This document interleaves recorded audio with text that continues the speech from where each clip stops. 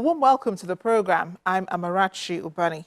This week we'll be discussing why the United States is not supporting the bid by Nigeria's former finance minister, Ngozi Okonjo-Iweala, to become the Director General of the World Trade Organization. Later, we'll be discussing the U.S. election and what the presidential poll could mean for Nigeria. We'll be delving into these in a bit, but first a quick check on other discussions in diplomatic circles. The South Sudanese President Salva Kiir has bid farewell to Nigeria's outgoing ambassador to his country, Obinna Chukwuemeka Agbugba, who has concluded his tenure in the country. Ambassador Agbugba paid a courtesy call on the president on Friday at his office, where he thanked him for the support given to him during his time in South Sudan. The president commended the bilateral ties and cooperation between South Sudan and Nigeria, and the two men discussed updates in the status implementation of the revitalized peace agreement on the resolution of the conflict in South Sudan.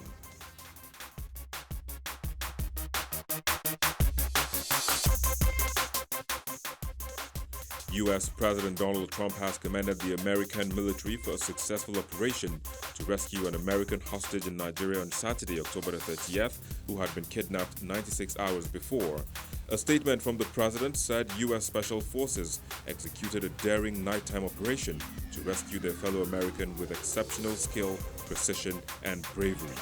It also said that no U.S. service members were harmed in the process, and the former hostage is currently in good health and has been reunited with his family.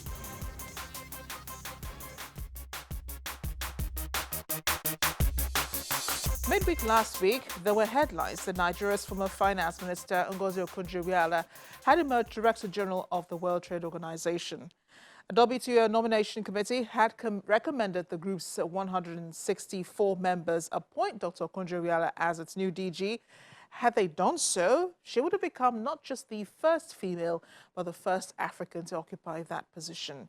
She had secured the support of the Nigerian government, the African Union, the World Trade Organization, and the European Union as well.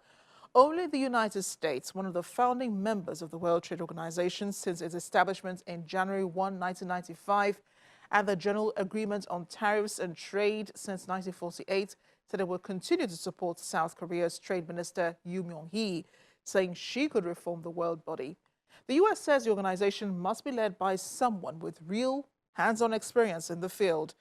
In a statement to the organization, the U.S. said that Ms. Yoo had distinguished herself as a trade expert and has all the skills necessary to become an effective leader of the organization. It also said this was a very difficult time for the WTO and for international trade. Ms. Okonjo-Iweala's response, she tweeted this on Thursday. Happy for the success and continued progress of our WTO DG bid. Very humbled to be declared the candidates with the largest, broadest support and among members and most likely to attract consensus. We move on to the next step on November 9, despite hiccups. We're keeping the positivity going. The U.S. reasons for criticizing the WTO is because President Donald Trump has described the organization as horrible and biased towards China, and some appointments to key roles in the organization have already been blocked. Now, all we have to do now is wait until November 9, when the issue of who leads the WTO is confirmed whether or not Okonjo-Iweala gets the job.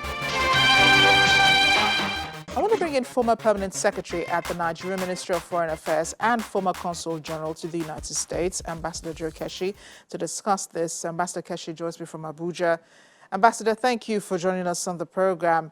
How are you interpreting this response by the United States over Ngozi Okonjo-Iweala's nomination? She's clearly in the lead, and this is a woman who's had more than 25 years as an economist and as a finance minister.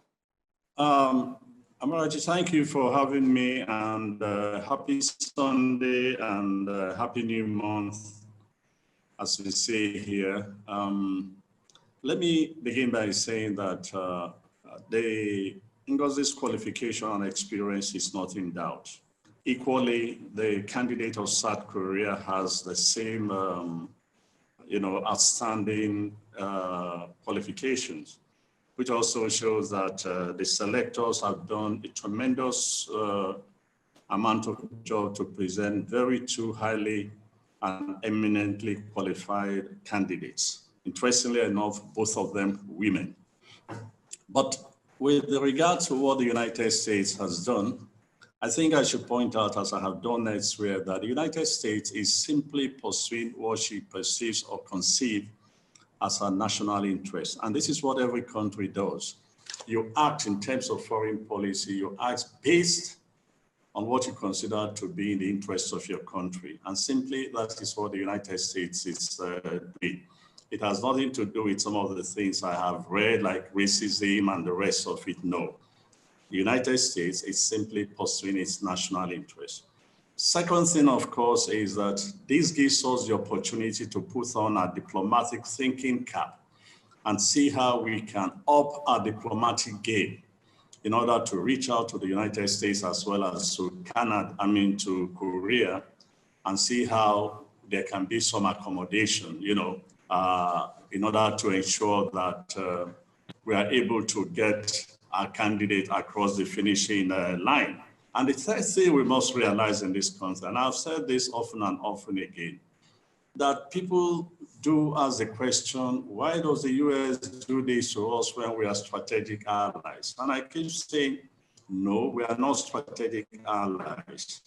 We maintain a cordial relationship with the United States, obviously like we do with a number of other countries. But when it comes in terms of strategic alliance, we do not belong to that group. You cannot compare even American relationship with Egypt, which is here in Africa, not to talk of American relationship with Korea, or American relationship with a country like Israel, for example, or American relationship with Saudi Arabia. These are completely on a different level. And you would think that after what the Americans did in terms of the re-election of Additional at the ADB, that the Americans will think twice and say to themselves, look, Nigerians were not happy because we did this, let's not repeat the same thing here. But they did it, they just repeated it, showing very clearly that what matters to them is their own interest.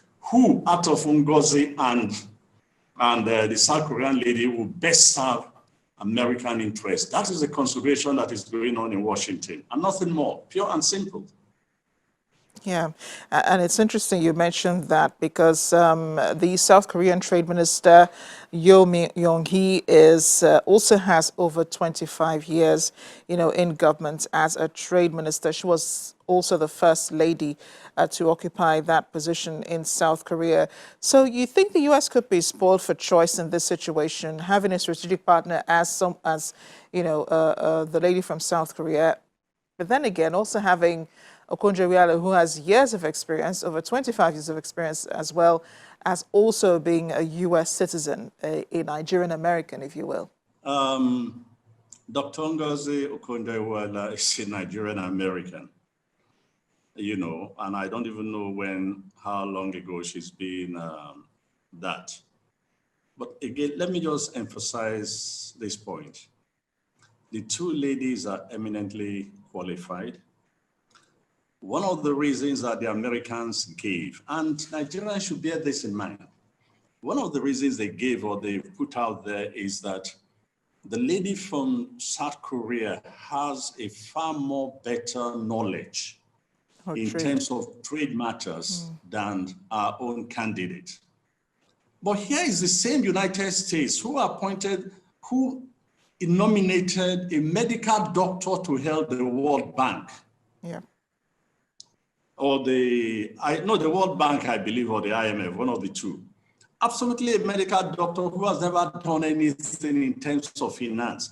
This is sometimes what gets me, let me use the word irritated, unhappy with the way the American policy makers behave. As a matter of fact, I remember when I was serving in Brussels, the feeling in Brussels at the European Union all the time is that Americans are bad diplomats. The way they behave and the way they conduct themselves, they don't even endear themselves too much to the Europeans as well.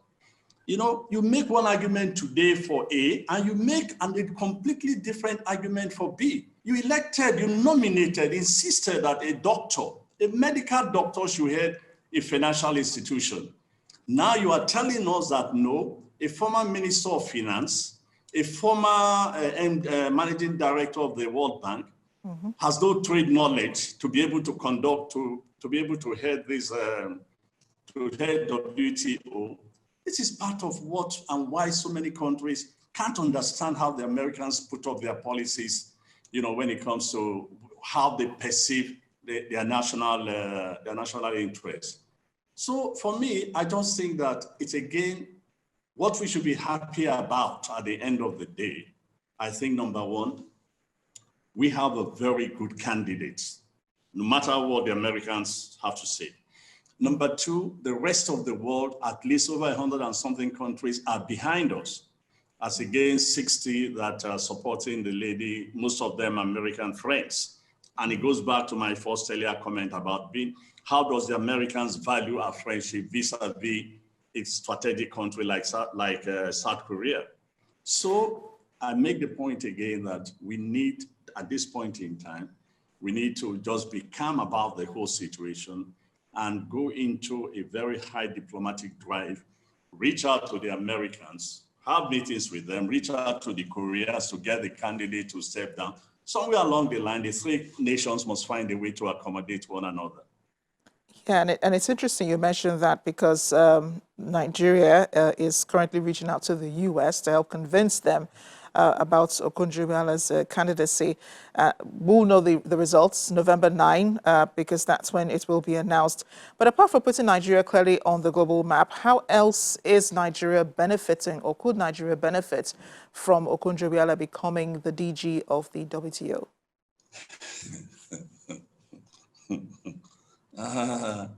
Amarachi, you asked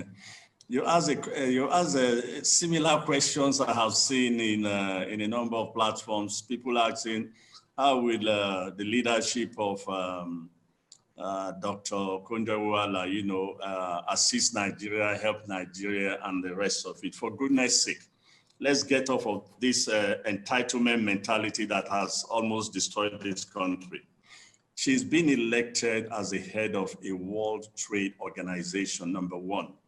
Number two, it is not, if the question for me should be, how do we help Ngozi to help us? We are talking about trade. And you know that as of today, the only thing we probably trade in is oil. Let's go back again to the Americans.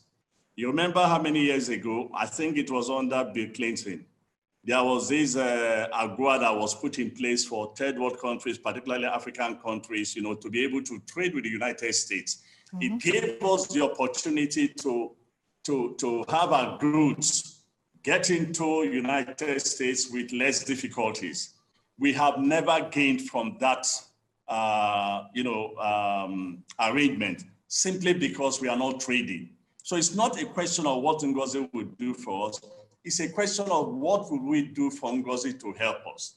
And so what we need to do in this country is to expand and ensure that we have things that we can trade with. I know we have things that we can trade with. It is a question of, have we developed these things? Are we going to develop them and ensure that when WTO is negotiating trade relations, global trade arrangements, our products are in a position to gain some favorable, how do you call it now? Should I use the word favorable consent that will enable our products to get into, the global world. And this includes the fact that we must be able to ensure that whatever we want to sell meets global standard. It's as simple as that. So this is not a question of what Ngozi will do for us. It's what we will do to help Ngozi do for us. Ambassador Joe Keshi, thank you again for speaking with us. Appreciate your thoughts on the issue. Thank you very much for having me, as always. Thanks. We'll take a break now. When we return, our discussion on the U.S. election.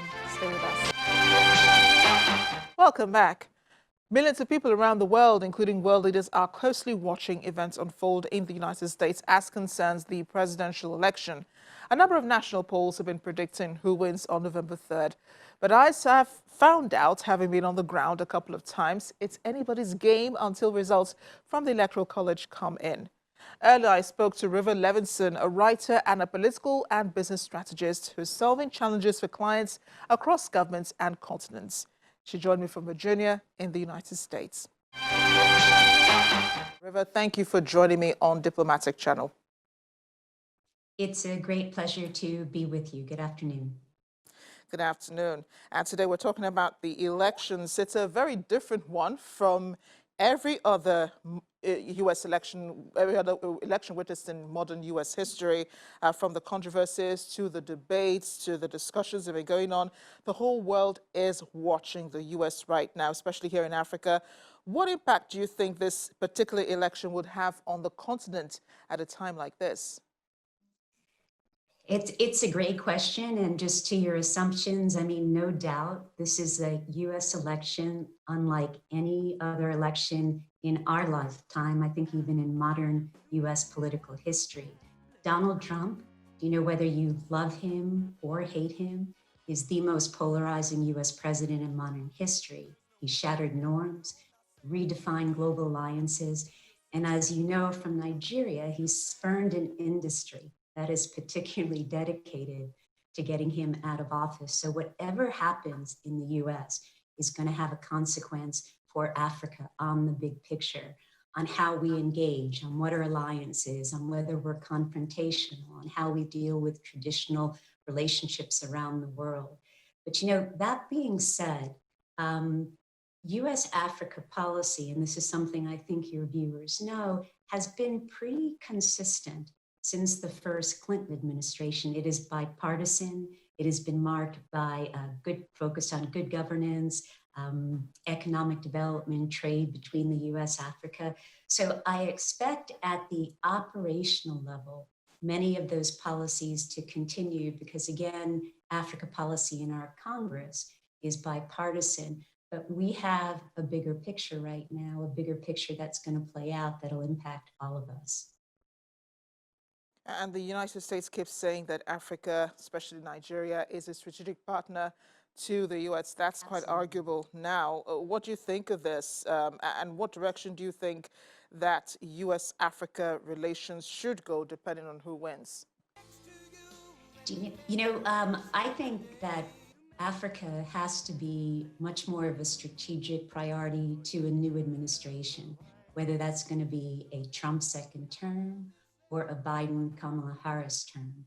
And that's because we have, playing from an old playbook in Africa, we've been looking at Africa as a place where we engage because we want to, not because functionally we have to, because it is the next battleground, it is the next focal point of our emerging global theater.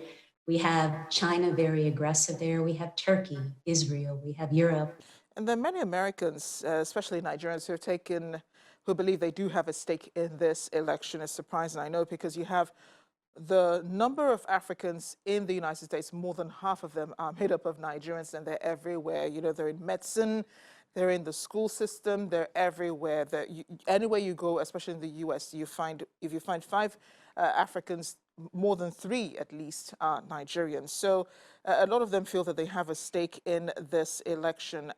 So to many, this election is personal, and many, even in Nigeria, are taking it personal, and they already have a candidate in mind, surprisingly. But we have repeatedly seen this administration roll out policies that have, you know, shown how different the relationship is between Nigeria and the US, from visa policies to curbing immigration. It seems the U.S. has been very heavy on that, especially in this Trump administration. There's no likelihood that this will even change even after a new president comes in. So how can Nigeria then leverage on the fact that, you know, you have a lot of more Nigerians in the U.S., more than any other African ethnic group in the United States? How can we use this to our own advantage? How can we strengthen our relations with the U.S. Based on that? So you just taught me something that I didn't know. I didn't know that half of all African immigrants in the US are Nigerians. What I did know, what I've seen in statistics, is that some of the most accomplished Americans of, of Africans of Americans of African descent, are Nigerians, whether it's in theater, business, medicine. And so it's quite an accomplished diaspora. And I think your question is, how can that diaspora be more aggressive in terms of defining what it wants to see for its home country? And that's something that the Biden administration, interestingly, is trying to harness. I mean, they have actually had 1, 2, 3, 4 fundraisers on Africa policy, or trying to mobilize the diaspora community as a constituency. I know there are many Nigerians of African descent who have participated. I say that's a really interesting initiative, and I think in some ways precedent from the Biden campaign, but really the mobilization, I mean, to your point, should be on the immigrant side, on the Nigerian side, like it is with Indian Americans or Israeli or Jewish Americans who have a particular affinity to Israel. Immigration is really a great question. And because the early, quote, Muslim ban targeted a number of African nations, I actually do expect this issue to be subject to more refinement and debate, particularly if there's a Biden administration, but even so, if there's a second Trump administration, because there's an increasing recognition on US policy that we have to build our economic and trade channels with Africa. And that is going to require more flexibility on immigration from the Trump administration, whether you're solely focused on China, or a Biden administration where the tone might change a bit. Yeah, and I'm just making an observation also. In the last election, the topic of immigration was really heavy. During the debates, it was really heavy, as a major issue during campaigns. But in this election, it appears all the focus is turned towards America's relations with China and with Russia. And I don't think even in the debates I heard any question that involved Africa. So exactly where do you think Africa stands in U.S. relations with the world, in its standing with the U.S.? I know that Africa is not as, probably not as important as China. For some reason, the Trump administration was focused on China stealing U.S. intelligence and so on, and replicating certain things in China. But for Africa, it appears, there really wasn't any strategy here. I don't know if it's not a strategy, but in a US American political constituency where we are so focused on a handful of issues right now, including COVID-19, including the inability that people feel of this administration at a national level to respond, I think the question, it's just the space in the conversation of whether you can roll in an Africa point of view. And it's really never been, I think, mainstream political context in the state that we're in right now. It's so domestically focused that I would not think that the debate platform would define where US Africa policy is going. I think a couple of points. One, you're absolutely right that the focus by the Trump administration towards Africa has been to counter China. And it's been very transactional, and we've seen that. And in some ways, Nigeria and other anchor African economies have benefited from that. The Trump administration did set up the US Development Finance Corporation, which is dedicated to enhancing US business relations with Africa, and gave it a $60 billion cap. And Africa is the lead beneficiary of that. So I think there is space to, there is opportunistic activity with respect to US and Africa. But, with respect to Africa claiming its rightful role in terms of priorities of US-Africa relations in Nigeria, I think a lot of that is going to depend upon how things unfold, not only in the US, but also in Nigeria. There's a lot of a lot of opportunity on Africa with the Afro-Continental Free Trade Agreement, making Africa the largest, as you know, trade area in the world. And there's also challenges and opportunities with the youth movement and the ability to incorporate that energy into the democratic process. So I see it, it's kind of a roundabout way, but I see it as a bit of a two-way street, in that we need to recognize beyond China how important Africa is to our future, but also Africa at the same time is emerging to claim its space as well. River, it's been a pleasure speaking with you. Thank you for joining me on Diplomatic Channel. This is where we end the program this week. Thanks again for joining us. I'd like to hear your thoughts using any of the addresses showing on your screen. I'm Amarachi Ubani. Bye for now.